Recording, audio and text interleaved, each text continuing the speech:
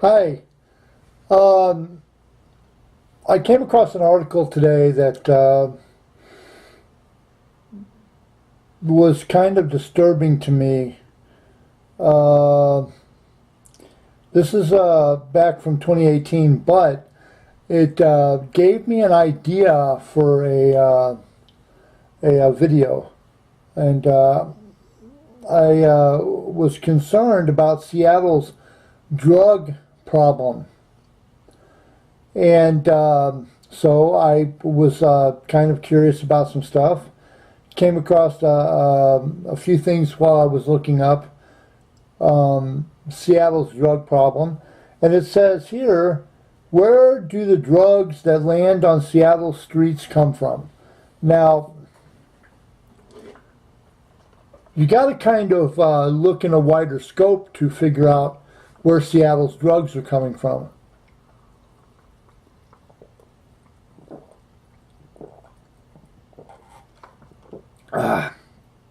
Ice cold Pepsi.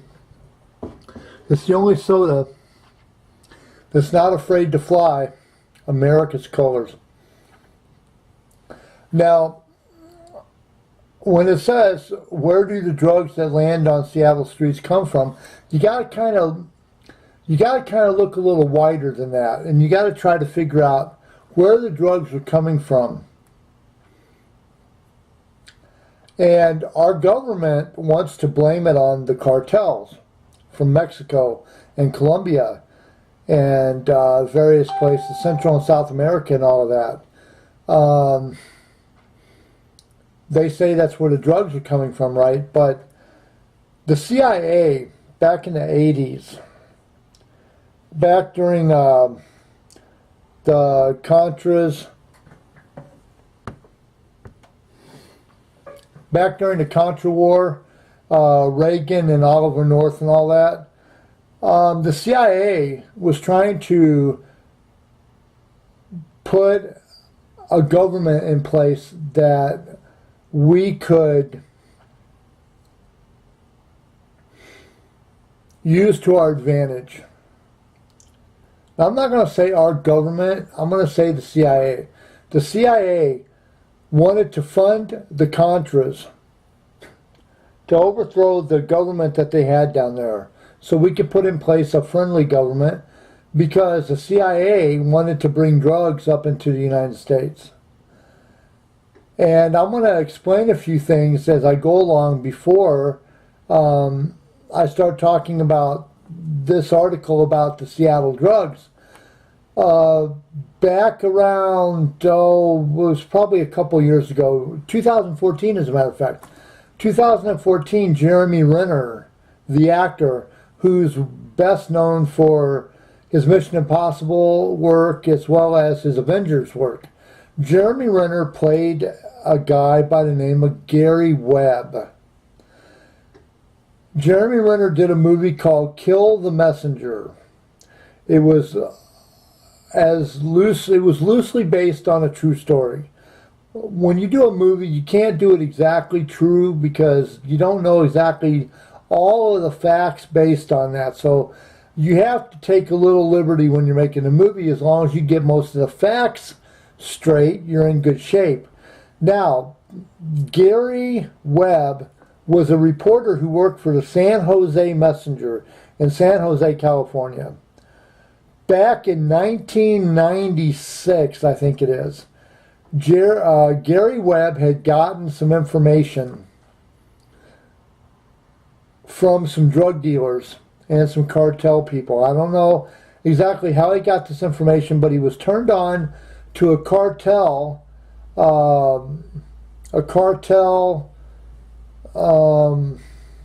kingpin, as you put it, down in, I believe, Colombia, who gave him information about drugs that the CIA had been bringing up to America and had been putting them onto the streets. The CIA would take the drugs from down here, South America, and bring them up into the States. And on the West Coast, they would give half the drugs to Freeway Ricky Ross, who ended up going to prison when the CIA didn't need him no more. and to the East Coast. And I'm not for sure the drug dealer on the East Coast, but it was a major distributor. And the CIA would take the drugs, put them on the streets, sell the drugs, confiscate the money from the drugs, confiscate the drugs, and then they would put the drugs back out on the street and resell them. And it was a never-ending catch-22. Well, the CIA needed to have somebody to smuggle the drugs. And I'm going to look this up real quick just to double check. But Tom Cruise did a movie called American Made. Or called Made in America, I think it was. Let me see.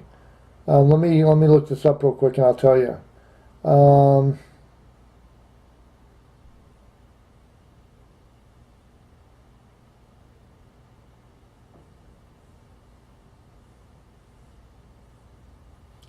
Nope, American Made probably.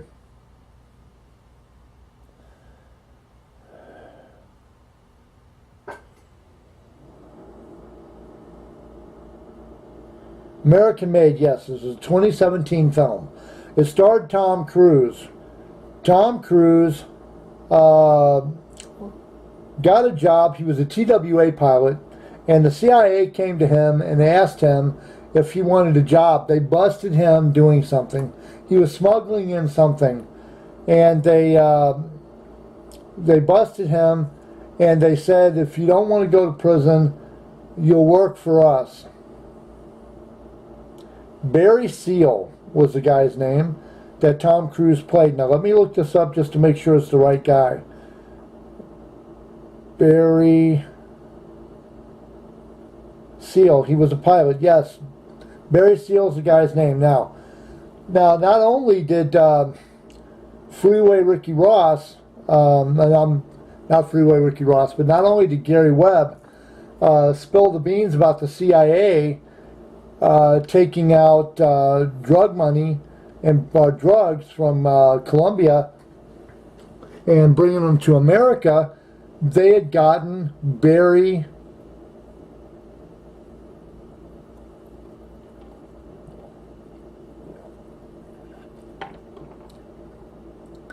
Adler Berryman. Barry Seal was a Trans World Airlines pilot who became a major drug smuggler for the Medellin cartel. When Seal was convicted of smuggling charges, he became an informant for the Drug Enforcement Agency and testified in several major drug trials. Okay. Now, that's what they're saying here, but Barry Seal was a guy that had worked for the CIA. He brought the drugs up to the United States. The CIA took the drugs, put them on the street, sold the drugs, took the money from the drugs to fund their cartel, to fund their Contra war, give the guns to the Contras and help them in their war. Congress would not give the CIA the money that they wanted for that. That's why they started dealing in drugs. Now, the United States government has been dealing in drugs forever. The mafia was doing drugs, but the CIA got in on it, and that's why the CIA and various other agencies that deal in the drugs came down on the mob so hard. Now, I understand that my video style is kind of out there, and it's probably not as professional as you'd like, but I speak from the heart, and I try to tell you the truth as much as I can, wrapped up in about a 20-minute video. So it says here that he was working for the Medellin cartel. Okay, but in a way that is true. He was not really working for the Medellin cartel. The CIA was working with the cartel to bring the drugs up to the United States and sell them up here. They would get a cut of the drugs, and the rest of the money would go to wherever it was going to go. Now, upon that, you have Gary Webb, who found out about all this, and he started doing a big story. based on the drugs that the CIA had been bringing to the United States. Now, when Clinton went to the court for this Monica Lewinsky thing, that was a cover-up. That was used to distract the public because the CIA was about to bring out a 944-page document, give or take a page, a 944-page document documenting how they brought the drugs to the United States in the 80s, how they sold the drugs on the street, how they were giving the money and the guns to the Contras to help them with their war so we could overthrow the government that was down there and put a new government in place that would be America friendly, and then we'd be able to keep bringing the drugs into the United States and putting them on the street and selling them. Well, when he did that, when he brought that paper out, the government scrambled to deny it. They scrambled to say that it didn't happen. They tried to discredit Gary Webb. Gary Webb. They tried to discredit him and make him out to be a disgruntled idiot. He lost his job at the San Jose Messenger, but then mysteriously he was killed in his home with 2 gunshot wounds to the back of the head. 2 in the back of the head at point blank range, mind you. The coroner, the San Jose coroner, said that it was a suicide. A lot of people started asking questions about how a person could commit suicide by shooting himself twice. What they should have been asking was, how in the hell would he be able to shoot himself in the back of the head at point blank range? And that just didn't make no sense, but you know, stranger things have happened. Now, Freeway Ricky Ross was the drug dealer that they were giving the drugs to on the West Coast, and he was selling the drugs, and by the time he got done, and they couldn't use him anymore for anything, they just labeled him a no-good, dirty drug dealer and stuck his ass in prison and shut him down. He tried to appeal a few times, they turned him down. He tried writing a book chronicling why he was in prison, they shut that down. So, what I'm about to read you here is, where do the drugs that land on the Seattle streets come from? And this is what a KUOW listener wanted to know. Where do the drugs that contribute to homelessness come from? Why has Seattle got so many drugs on the street? I'll tell you why I think the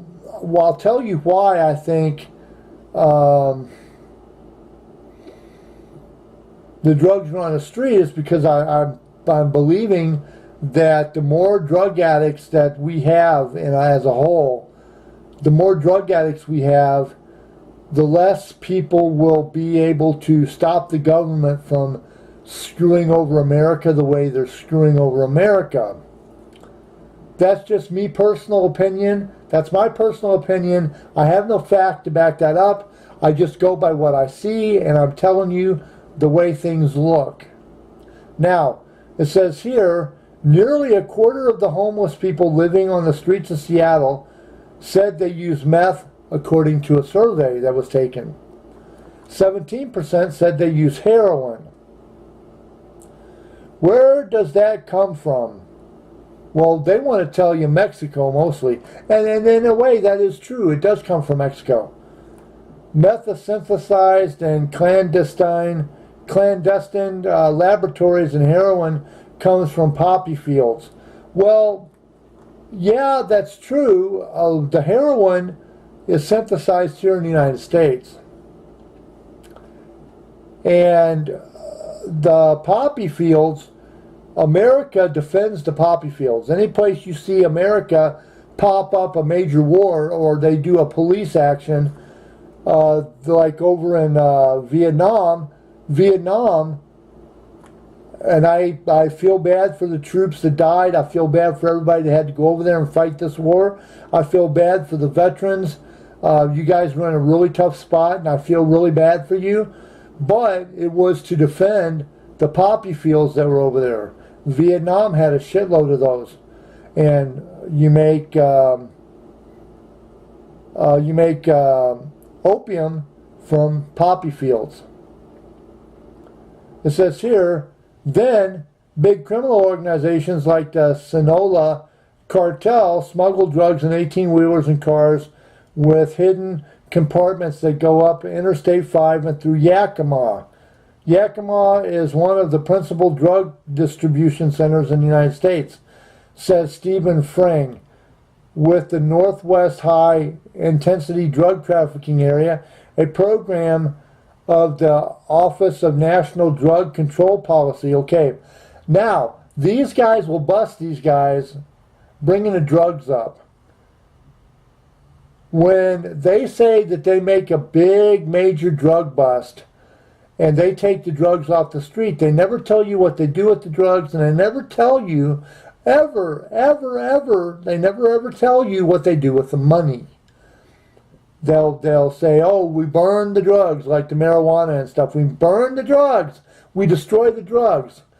But they never tell you exactly what they do with the money. And when you're looking to see what's wrong with something, you always follow the money. It says here, push a button underneath the dashboard and a little latch will open underneath the car. And you can crawl under there and access to the compartment. Now, whatever these things are bringing in, whatever these 18-wheelers and whatever these cars and stuff are bringing in, can't possibly be enough for the government to get their fix on selling these drugs. There's probably some little penny ante players out there, penny ante players, that are selling drugs that are not hurting the federal government. Now, they're allowing weed to be legal in some states. When it starts cutting into the federal government's money, they'll stop letting weed be legal. When you cut into their profit, that's when they'll cut into yours.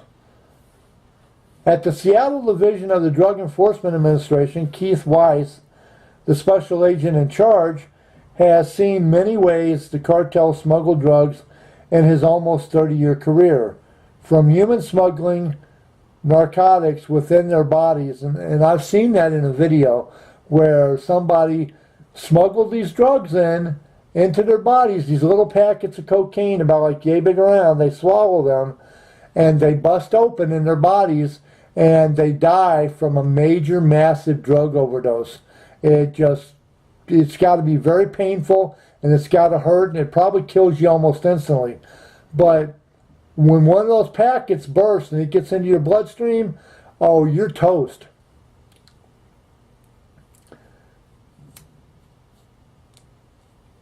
It says here that they smuggle the drugs in their bodies to any type of commercial goods that you can think of.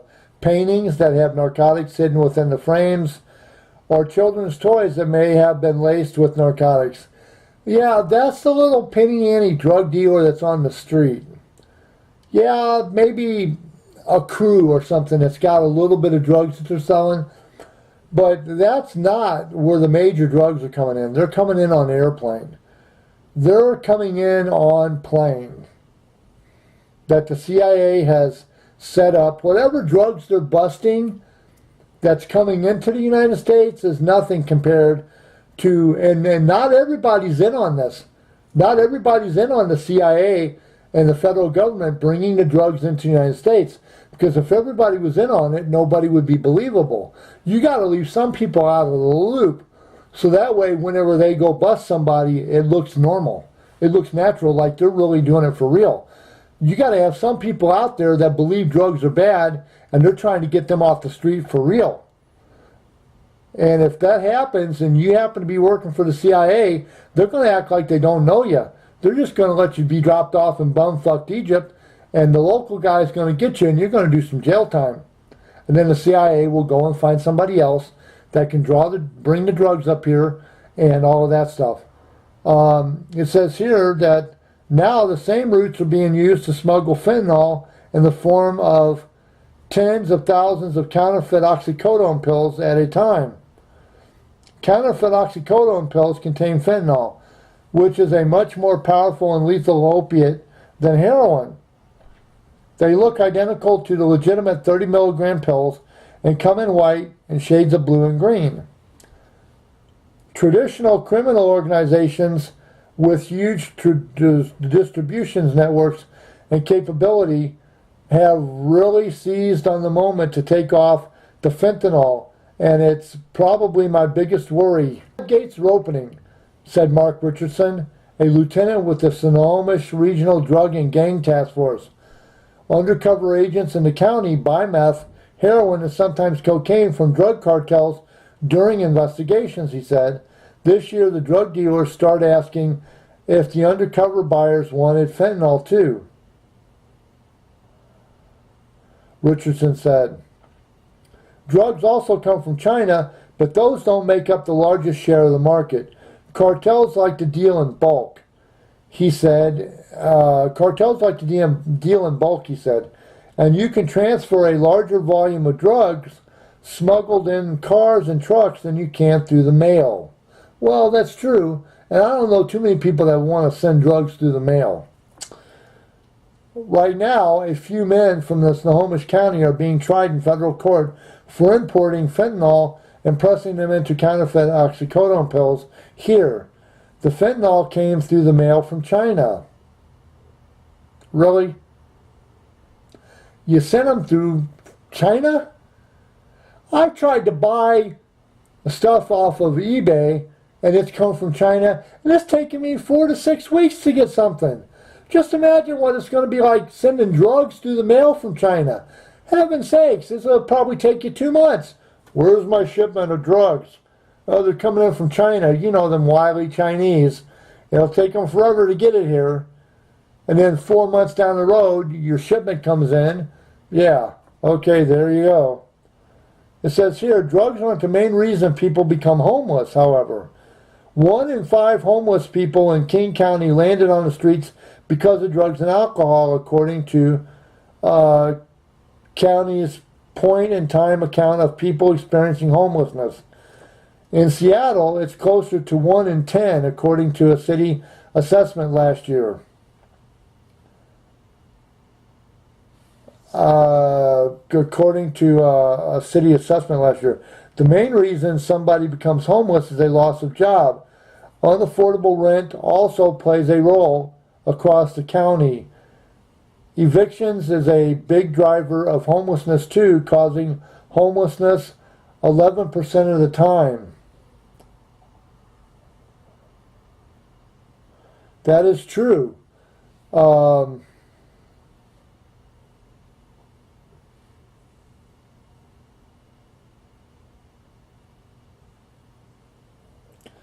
The homelessness problem happens because of a loss of a job. It also happens because of a drug and alcohol problem. It happens because a family problem happened. A lot of times the mentally ill who are in a hospital get kicked out of the hospital because their insurance will no longer carry them to be in there. And the homeless will be, or the mentally ill will be put on the street, and they're wandering the street with nowhere to live. They don't have the mental faculty to figure out how to take care of themselves on the street. And I know this because that happened to me back in the 80s. Not so much the mental illness aspect of it, but it was the fact that I had a loss that was causing me a lot of pain. Back in the 80s, I had a family issue which caused me to not go back home, and I lost track of my family for a good many years. And I had become homeless. And once you have become homeless, It's one thing to be homeless, but it's another thing to become homeless. Once you become homeless, you kind of get stuck.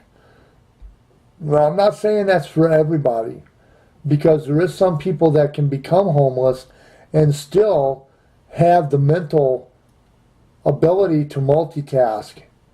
But once you become homeless, you get used to that and you get into a routine of being homeless, and you get used to being around a lot of people.